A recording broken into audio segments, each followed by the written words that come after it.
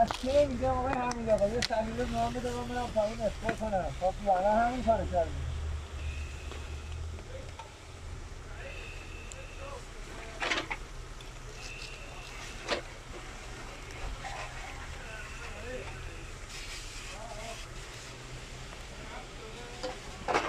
چقدر جنس داره.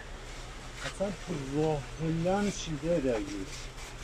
خیلی جنس داره.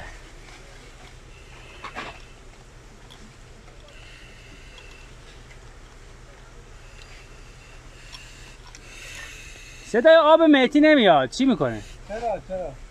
میاد؟ آره. حاجی زاده خوبی؟ بسخل من اینجا مهدی حسین پوره. مهدی حسین پور پایینه. ای بیغیره مهدی حسین پور پایینه. چقدر دلم خوشه که حاجی زاده پایینه.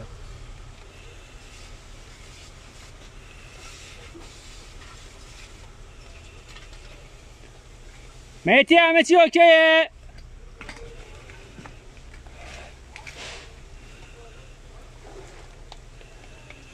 راه پله رو همه رو جنسی ده، اصلا راه پای رفتن نیست. مهدی حسین پور اوکی؟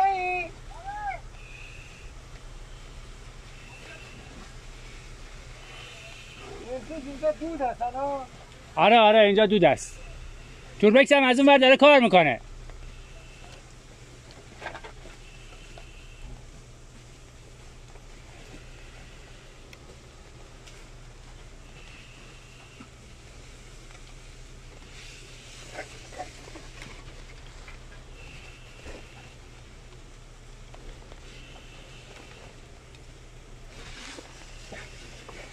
یه اوکی. مهدی حسین پور اوکی؟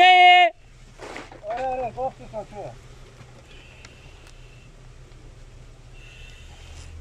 اگه اوکی یه بار شلنگ رو باز و بسته کن. خوبه مهدی بکشمت بالا؟ باشه.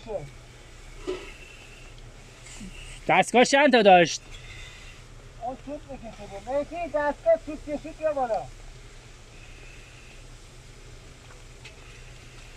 من یه 10 ثانیه برم توربکس رو چک کنم بیام. برو فقط سریع برگرد. میمونم.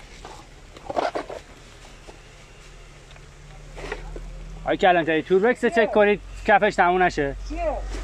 چی؟ مهدی چی میگی؟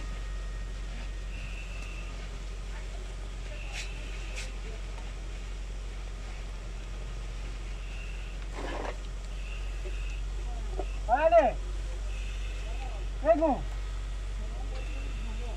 ها وایسا الان میام. مرتضی چرا قباره بده من برم کنم.